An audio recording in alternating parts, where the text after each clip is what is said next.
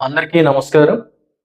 ఒకవైపు విద్యార్థులు, మరోవైపు రైతులు, మరోపక్క ప్రతిపక్ష పార్టీలు దాదాపు కేంద్రంలో ఉన్న ప్రభుత్వం పైన ఏదైతే నరేంద్ర మోడీ గారు దాదాపు 12 సంవత్సరాలు పూర్తయిన సందర్భంలో ఎప్పుడూ ఇటువంటి ఘటనలు చోటు చేసుకున్న సందర్భం కనిపించలేదు.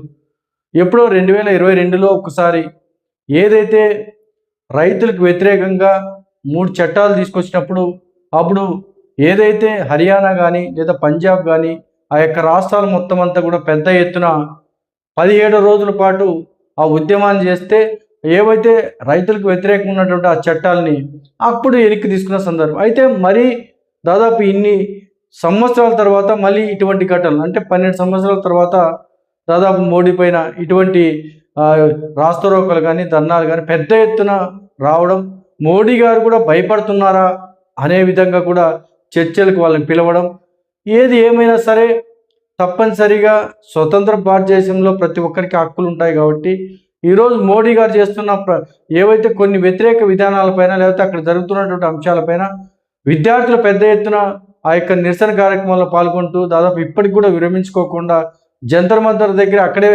ఉన్నటువంటి సందర్భం. ఈ సందర్భంలో ఈ రోజున ఏదైతే సిజే పార్టీకి సంబంధించినటువంటి కొంతమంది ఎవరైతే ఇంపార్టెంట్ పర్సన్స్తో కూడా చర్చలు జరిపిన సందర్భం కేంద్రం అంటే చెప్పడమే కాకుండా ఇంకో పక్క ఎవరైతే ఖచ్చితంగా ఆ ఏదైతే మన నీటికి సంబంధించి ఆ నీటిలో ఎవరైనా సరే అక్రమాలకు పాల్పడినా లేకపోతే లీకేజీలు చేసినా వారి పరంగా చట్టపరంగా 10 సంవత్సరాలు జైలు శిక్ష లేదంటే వారి ₹1 కోటి నష్టపరిహారం చెల్లించే విధంగా కూడా కేంద్రం ఒక ఆలోచన తీసుకొచ్చింది.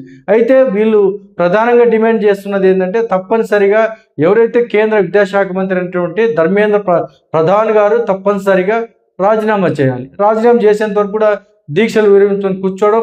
అదేవిధంగా ఈరోజు 24వ తారీఖు కావడంతో దేశవ్యాప్తంగా విద్యాశాఖకు సంబంధించినటువంటి విద్యాలయాలన్నీ కూడా బంద్ చేయాలని చెప్పేసి మొత్తం ప్రతిపక్ష పార్టీలు స్టూడెంట్ సంఘాలు అన్నీ కూడా పెద్ద ఎత్తున స్టేట్మెంట్ ఇవ్వడంతో ఈరోజు దేశవ్యాప్తంగా కూడా మూతపడిన సందర్భం.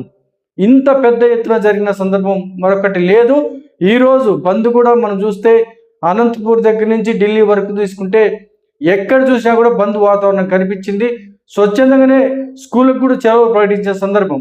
ఇప్పటికైనా సరే ఏదైతే కేంద్ర ప్రభుత్వం వాళ్ళు చేస్తున్నటువంటి డిమాండ్ ఏదైతే ఉందో వెంటనే కేంద్ర విద్యాశాఖ మంత్రి ధర్మేంద్ర ప్రధాన్ గారు వెంటనే రాజీనామా చేయాల్సిందిగా అందరూ కూడా కోరుకుంటున్నారు. కాబట్టి కేంద్రం ప్రజలకి లేకపోతే వీళ్ళకంతా వ్యతిరేకంగా పాల్పడుకోకుండా అదేవిధంగా ఏదైతే న్యాయమైన డిమాండ్ ఉంటుందో ఆ డిమాండ్ వెంటనే వాళ్ళు తీర్చే విధంగా ఈ యొక్క కేంద్ర ప్రభుత్వం ముందుకు రావాల్సిందిగా మరొకసారి కోరుకుంటూ బంద్ కూడా పెద్ద ఎత్తున పాల్గొన్నారు. ఎవరు పాల్గొన్నారంటే ఒక పక్క విద్యార్థులు, వామపక్షాలు లేదంటే రాజకీయ నాయకులు అందరూ కూడా పాల్గొని ఈరోజు పెద్ద ఎత్తున జయప్రదం చేసిన ప్రతి ఒక్కరికి జైభీం తెలియజేసుకుంటూ ఏసీఎస్ జన సంఘం తరఫున కూడా మేము కూడా ఆ యొక్క బంద్కు నిన్నటి రోజున సంపూర్ణమైన మద్దతు ప్రకటించాం. ఈరోజు కూడా బంద్కి మేము కూడా పూర్తిగా మద్దతుగా నిలబడతామని చెప్పడానికే ఈ యొక్క వీడియోని చేస్తున్నామని చెప్పి చెప్పదలుచుకుందాం. జై భీమ్, జై హింద్.